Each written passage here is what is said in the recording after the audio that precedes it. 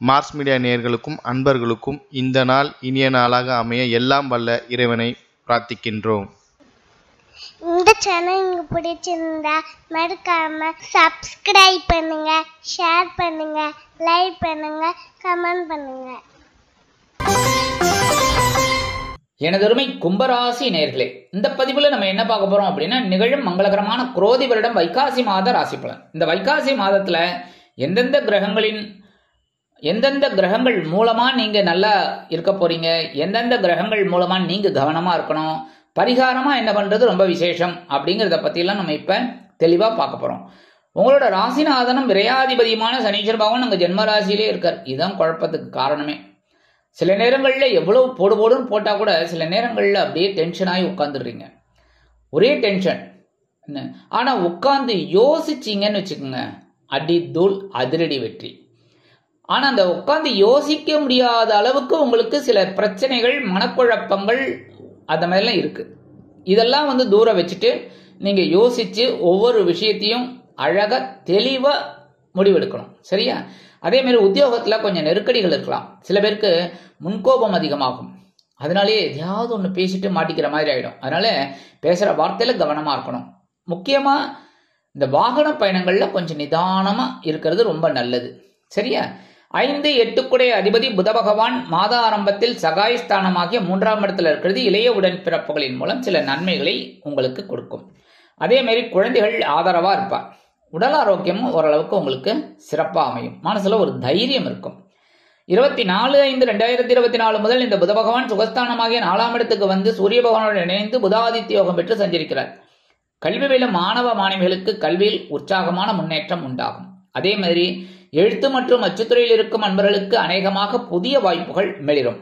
உற்றார் உறவினர்கள் ஆதரவு கரம் நீட்டுவார்கள். 9/6/2024 முதல் இந்த புத பகவான் பஞ்சமஸ்தானமாகிய 5ஆம் இடத்துக்கு ஆட்சி அமைக்கிறார். மிதுன ராசி ஆட்சி அமைக்கிறதுனாலே இன்னைக்கு குழந்தைகளின் மூலம் சந்தோஷம் அதிகரிக்கும். மனதில் எடுக்கும் காரியங்கள் அற்புதமாக நிறைவேறும். 4/9 அதிபதி சுக்கிர பகவான் மாத ஆரம்பத்தில் சகாயஸ்தானமாகிய 3ஆம் இடத்துல இருக்கிறார். அற்புதமான முன்னேற்றம்.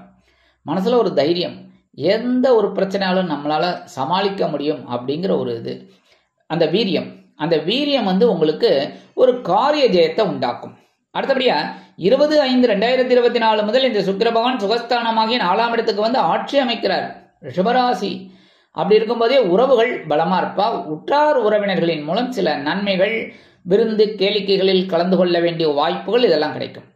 அடுத்தபடியா இந்த வெளியூர் அல்லது வெளிநாட்டு பயணங்களின் மூலம் சில நன்மைகளை நீங்கள் எதிர்பார்க்கலாம். சில பேருக்கு பார்த்தீங்கன்னா பொன் பொருள் ஆடை ஆபரண சேர்க்கை உண்டாகும்.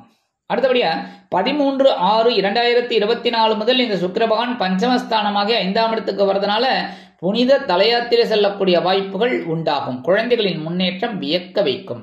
குலதெய்வ பிரார்த்தனைகளை நிகழ்த்தி மகிழ்வீர்கள்.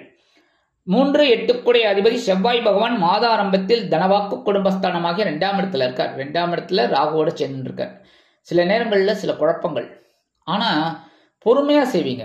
அந்த பொறுமைக்கு பரிசு கண்டிப்பா கிடைக்கும். அதே மாதிரி தனவரவு அப்படிங்கும்போது கொஞ்சம் கால தாமதமாகி உங்களுக்கு கை கிடைக்கும். கொடுத்த வாக்குறுதிகளை எப்பாடுபட்டாவது நிறைவேற்றி மகிழ்வீர்கள். குடும்ப உறுப்பினர்களின் தேவைகளை, முக்கியமான தேவைகளை அருமையாக பூர்த்தி செய்து மகிழ்வீர்கள். இளைய உடன்பிறப்புகளின் மூலம் சில மனக்குழப்பங்கள் இருந்தாலும் சில நேரங்களில் தெளிவான சூழ்நிலை அமையும். அரசியல்வாதிகள் முக்கிய பிரபலங்களாக மாறுவார்கள். உடல் ஆரோக்கியம் ஓரளவிற்கு சிறப்பாக இருக்கும். சீருடை பணியாளர்களாகிய காவல், இராணுவம், தீயணைப்புத்துறை, மருத்துவத்துறையில் வேலை பார்க்கும் அன்பர்களுக்கு எதிர்பார்க்கும் இடமாற்றம், பதவி மாற்றம், பதவி உயர்வு, சம்பள உயர்வு மிக அருமையாக வந்து சேரும். 31/5/2024 முதல் இந்த செவ்வாய் பகவான் எங்க வரப்போறாரு பதில்னா அற்புதமான ஒரு இடத்துக்கு வரப்போறார். சகாயஸ்தானம் 3ஆம் இடம். 3ஆம் இடத்துல செவ்வாய் இருக்கிறது ரொம்ப விசேஷம். 3, 6, 10, 11 இதெல்லாம் செவ்வாய் இருந்தார் அப்படின்னாலே சூப்பர். அந்த வகையில இந்த செவ்வாய் பகவான் 3ஆம் இடத்துக்கு ஆட்சி அமைக்கிறார். மேஷராசி ஆட்சி. அதனாலே உங்களுக்கு மனசுல ஒரு தைரியம் இருக்கும். எதையும் துணிந்து செய்யக்கூடிய ஒரு வாய்ப்பு உங்களுக்கு கிடைக்கும். எந்த ஒரு பிரச்சனையா இருந்தாலும் சரி, எந்த ஒரு விஷயமா இருந்தாலும் சரி, எதுக்கு பிரச்சனை, எந்த ஒரு விஷயமா இருந்தாலும் என்னால செய்ய முடியும் அப்படின்னு துணிஞ்சு செய்வீங்க. அதனாலேயே உங்களுக்கு சில காரியங்கள் சக்சஸ்ஃபுல்லா முடியும். அடுத்தபடியா மனசுல ஒரு உற்சாகம் அதிகரிக்கும். தைரியம் இருக்கிறதுனால எல்லா காரியங்களையும் நீங்க முடிக்கிறதுனால உத்தியோகத்துல இருக்கிறவாளுக்கெல்லாம் மேல் அதிகாரிகள் அனுசரணையா இருக்காங்க. அதே சமயம் மேல் அதிகாரிகள் அனுசரணையா இருப்பாங்க. அதே சமயம் உங்களுக்கு தேவையான உதவிகளையும் அவங்க செய்வாங்க. தொழில் வியாபாரத்துல நீங்க அதிரடியான சில முன்னேற்றமான திட்டங்களை புகுத்தி முன்னேற்றம் அடைவீர்கள். களத்திராதிபதி சூரிய பகவான் சுகஸ்தானமாகிய 4ஆம் இடத்துல இருக்கார். உங்களோட களத்திராதிபதி 4ஆம் இடத்துல இருக்கிறதுனால வாழ்க்கை துணையோட உடல் ஆரோக்கியத்துல சிறப்பு அக்கறை எடுத்துக்கங்க. நண்பர்கள் ஓரளவுக்கு உங்களுக்கு அனுகூலமா இருப்பாங்க. உற்றார் உறவினர்களின் மூலம் சில குழப்பங்கள், மனக்குழப்பங்கள், மனக்கிளேசங்கள் வரலாம் என்பதால் குடும்பமானவரை அவர்களிடம் தேவையற்ற விவாதம் வேண்டாம். வெளியூர் அல்லது வெளிநாட்டு பயணங்களின் மூலம் உங்களது வாழ்க்கையில் மகிழ்ச்சிகரமான சூழ்நிலை நிலவும். சில பேருக்கு பொன் பொருள் ஆடை ஆபரண சேர்க்கை உண்டாகும். வீடு மனை வாகனம் வாங்கும் திட்டம் வெற்றியடையும். சாயா கிரகமான ராகு பகவான் மாதாரம்பத்தில் தனவாக்கு குடும்பஸ்தானமாகிய 2ஆம் இடத்திலும், கேது பகவான் அஷ்டம ராசியான 8ஆம் இடத்தில் குருவின் பார்வையை பெற்றும் சஞ்சாரம் பண்றாங்க. அதனாலே உடல் ஆரோக்கியத்துல சின்ன சின்ன குழப்பங்கள் இருக்குமே தவிர பெரிய அளவுல பாதகங்கள் இருக்காதுங்க. மற்றபடி தனவரவு அப்படின்னு பார்த்தீங்கன்னா கொஞ்சம் அப்படி இப்படிதான் இருக்கும். நீங்க எதிர்பார்க்கிற அளவுக்கு இருக்காதுனாலும் உங்களோட ஒரு வாழ்க்கை தரத்தை, ஒரு வாழ்வாதாரத்தை பூர்த்தி பண்ணக்கூடிய அளவுல உங்களுக்கு அந்த வருமானம் இருக்கும். ஓரளவுக்கு எடுக்கிற காரியங்கள் சிறப்பாக அமையும் அப்படின்னாலும் நீங்க கொஞ்சம் பிரயாசப்படுற மாதிரி தான் இருக்கும். மற்றபடி ஆன்மீக விஷயங்களில் நாட்டம் கொண்டீர்கள் என்றால் கண்டிப்பாக நன்மைகள் உங்களுக்கு வந்து சேரும். வெளியூர் அல்லது வெளிநாடு போய் படிக்கணும்னு நினைக்கிற குழந்தைகள், உத்தியோகம் பார்க்கணும்னு நினைக்கிற குழந்தைகள் தாராளமா ஒரு முயற்சிகளை மேற்கொள்ளலாம். சின்ன அளவுல தாமதங்கள் இருக்குமே தவிர உங்களுக்கு பெரிய அளவுல பாதகங்கள் வராது. மற்றபடி 2-11 கூடிய அதிபதி குரு பகவான் மாதாரம்பத்தில் சுகஸ்தானமாகிய 4ஆம் இடத்துல இருக்கிறதுனால நீங்க என்ன பண்ணணும் அப்படின்னா உடல் ஆரோக்கியத்துல ரொம்ப கவனம் இருக்கணும். ஏன் அப்படின்னா இந்த உத்தியோகத்துல இருக்கிறவாளுக்கும் சரி, தொழில் வியாபாரத்துல இருக்கிறவாளுக்கும் சரி, கொஞ்சம் வேலை பளு அதிகமா இருக்கும். அப்ப நேரத்துக்கு நம்ம ஒரு சாப்பிட முடியாதபடி ஒரு சிச்சுவேஷன் வரும். அதனால சில பேர் என்ன பண்ணுவாங்கன்னா, பரவாயில்லை என்ன கொஞ்ச நேரம் கழிச்சு சாப்பிட்டுப்போம், 2 மணிக்கு சாப்பிட்றத ஒரு 4 மணிக்கு சாப்பிடுவோம், 4 மணிக்கு சாப்பிட்றத 5 மணிக்கு சாப்பிடுவோம் அப்படின்லாம் நினைச்சு சில பேர் வேலைன்னு இருப்பாங்க. வேலை கண்டிப்பா முக்கியம், கரெக்டா? ஆனா அதே சமயம் ஒரு 10-15 நிமிஷத்துல நம்ம லஞ்ச் முடிச்சுக்கலாம். அந்த வகையில ஓரளவுக்கு ஒரு குயிக் லஞ்சாவது நம்ம சாப்பிடணும். அந்த மாதிரி வேலை பளு இருக்கும்போது, வேலை பளு குறையும் போது அந்த டயத்துக்கு சாப்பிட்றது நல்லது. ஏன்னா உடல் ஆரோக்கியம் தான் மஸ்ட். உடல் ஆரோக்கியம் போயிடுத்து அப்படின்னா எல்லாமே நம்ம பெஸ்ட்ன்னு நினைக்கிறதெல்லாம் வேஸ்ட் ஆயிடும். சரியா? அதனால உடல் ஆரோக்கியத்துல சிறப்பு அக்கறை எடுத்துக்கங்க. பேசுற வார்த்தையில கவனமா இருக்கணும். உறவுகள் மூலமா சில குழப்பங்கள் வரலாங்கிறதுனால உற்றார் உறவினர்களிடம் தேவையற்ற பகைமை வேண்டாம். மற்றபடி குருவோட பார்வைன்னு பார்த்தீங்கன்னா உங்களோட அஷ்டம ராசியை 5ஆம் பார்வையா பார்க்கறதுனால உடல் ஆரோக்கியம் சிறப்படையும். சரியா? மனசுல ஒரு சந்தோஷம் இருக்கும். அடுத்தபடி 7ஆம் பார்வையா உங்க ஜீவனஸ்தானத்தை பார்க்கறதுனால ஜீவனம் விருத்தி அடையும். எப்படின்னா உத்தியோகத்துல, அதை நான் ஏற்கனவே சொன்னேன், உத்தியோகத்திலையும் சரி தொழில் வியாபாரத்திலையும் சரி கொஞ்சம் நீங்க பரபரப்பா இருக்கிற மாதிரி தான் இருக்கும். அதுக்கு உண்டான ஒரு உயர்வுகள் உங்களுக்கு கண்டிப்பா கிடைக்கும்.